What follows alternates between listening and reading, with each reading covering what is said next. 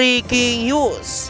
Secretary Gilberto Teodoro Jr. nag-deploy ng 100 reservists sa Batanes para protektahan ang ating mga teritoryo. Samantala, mga mangingisdang Pilipino sa West Philippine Sea nasihan sa ginawa umano ni House Speaker Martin Romualdez. Ito ang ating tututukan ngayong araw nito. Saglit lang ito mga kababayan, kaya humanap na ng pwesto. Tara na, umpisahan na natin ito.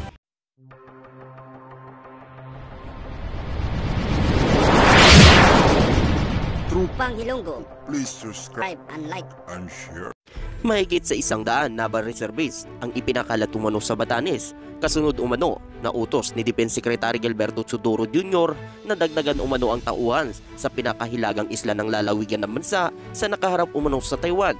Nito lamang may kabuuang 126 reservists na pawang mga ibatan o lokal na residente ng Batanes. Noong nakaraang buwan, binisita umano ito ni Defense Secretary Gilberto Teodoro Jr. At ayon pa sa kanya, mas lalo niya pang palalakasin umano ang military base dito sa may Batanes. Kaya ngayon, tinutupad na umano ni Defense Secretary Gilberto Teodoro Jr. ang kanyang mga sinasabi. Kaya ito, nag-deploy umano ng mahigit na 100 reservists para umano ipakalat sa Batanes at bantayan umano ang ating mga teritoryo. Ang Batanes umano ay nakaharap umano ito sa Taiwan at ayon pa nga umano rito, ang pag-utos umano ni Defense Secretary Gilberto Teodoro Jr. ng karagdagang tropa sa Batanes ay hindi umano umaayon sa Beijing na inakusahan umano ng Maynila ang paglalaro ng apoy sa Taiwan, Quezon. At ayon pa dito, sinabi umano ng tagapagsalita ng depensa na si Arsenio Adulong na walang negosyong babala ang China sa Pilipinas tungkol sa ginagawa nito sa loob ng teritoryo. At ayon pa nga rito, binanggit niya na ang plano ni Defense Secretary Gilberto Teodoro Jr. ay bahagi ng Comprehensive Archipelagic Defense Concept ng Department of National Defense na naglalayon umano tugunan ang mga kahinaan ng bansa at pahusayin ang kakayahan nito na ipagtanggol ang pambansang interes nito. Gayun din, pinahihintulutan ng Pilipinas ang Washington na mag-access umano ang 4 ng base militar ng Pilipinas sa ilalim ng Enhanced Defense Cooperation Agreement o EDCA site. At ayon pa nga dito, noong Abril 2023, 3 sa mga base na ito ay 2 sa Cagayan at 1 pa sa Isabela ay nakaharap umano sa Taiwan. Ang mga bagong EDCA site na ito ay ikinagagalit umano ng Beijing na nagbigay diin ng kasunduan ay ginawa upang ang Washington ay maaaring palibutan at maglaman ng China na hahatak sa Pilipinas tanong sa Taiwan. Isang pahayag umano ito, tinanggihan ng Maynila. Grabe talaga itong bansyang China mga kababayan. Samantala, ito ang ginagawa umano ng Pilipinas na pagpapalakas umano sa mga depensa, lalo na sa mga teritoryo na pag-aari ng Pilipinas, ay para protektahan lang umano ang mga teritoryo na pag-aari ng Pilipinas, lalo na umano sa mga malalapit umano sa mga kapalapit nitong bansa. Kaya dapat hindi umano magalit ang China dahil sila mismo ay ginagawa din nila ito sa kanilang mga teritoryo. At ayon pa nga dito, ang Mabulis Island ng Batanes ay provincial capital ng Basco na tinitingnan din bilang potential na binyo ng war games ngayong taon sa pagitan ng Maynila at Washington. Ang Mabulis Island at pinakahilagang isla din ng bansa ay 142 kilometro lamang ang layo mula sa Taiwan. Kaya tama lang na palakasin pa ni Defense Secretary Gilberto Teodoro Jr. ang mga military base nito sa mga teritoryo na pag-aari ng Pilipinas, lalo na sa Batanes ngayon kung saan maraming bansa ang kaharap nito.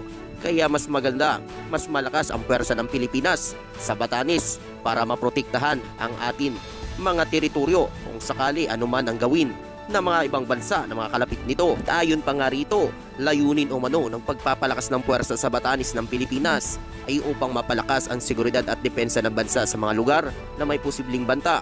Ang Batanes ay isang stratehikong lokasyon na malapit sa mga dagat na may mga pangkat na mga barko na iba't ibang bansa sa pamamagitan ng pagpapalakas ng puwersa sa Batanes. Ang Pilipinas ay nagpapakita ng kahandaan at determinasyon sa pagprotekta sa mga soberanya nito at sa mga teritoryo nito sa West Philippine Sea at iba pang mga karagatan na may mga territorial dispute. Ang pagpapalakas ng puwersa sa Batanes ay bahagi ng mas malawak na pagsisikap ng Pilipinas na malakas ang kanyang external defense posture. Ito ay naglalayon magkaroon ng mga malakas at epektibong kakayahan na ang bansa upang ipagtanggol ang sarili nitong mapanatili ang kapayapaan at seguridad sa rehiyon.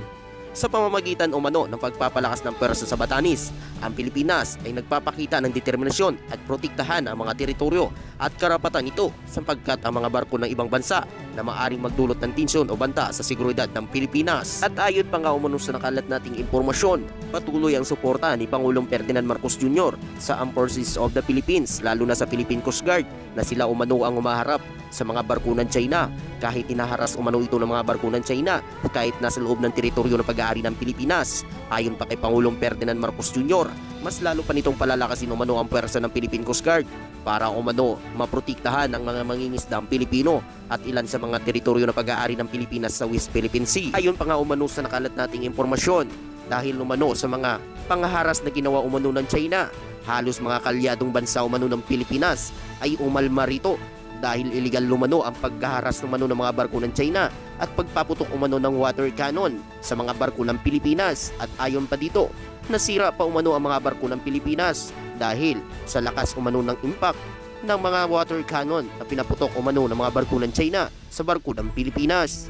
Ikaw kababayan, ano ang masasabi mo at makukomento mo dito? At sa iba pang mga balita, mga mangingisda sa Palawan na epektado umano ng tensyon sa West Philippine Sea ay nagpahayag umano ng kanilang mga hinaing.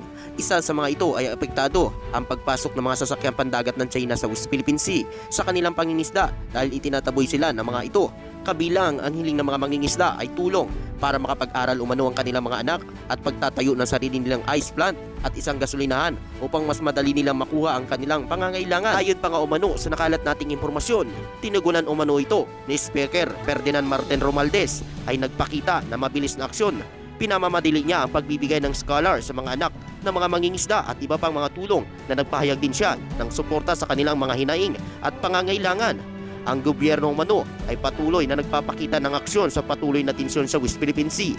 Sa kabila ng mga hamon, patuloy ang pagtugon ng gobyerno sa mga hinaing ng mga mangingisda upang matugunan ang kanilang mga pangangailangan at protektahan ang kanilang karapatan sa pangingisda sa West Philippine Sea. Sa mga ganitong aksyon ng China, kawawa umano ang ating mga mangingisdang Pilipino dahil apektado umano ang kanilang mga hanap buhay. Kaya kailangan lang talaga na bigyan umano ng tulong ng gobyerno ang ating mga mangingisdang Pilipino.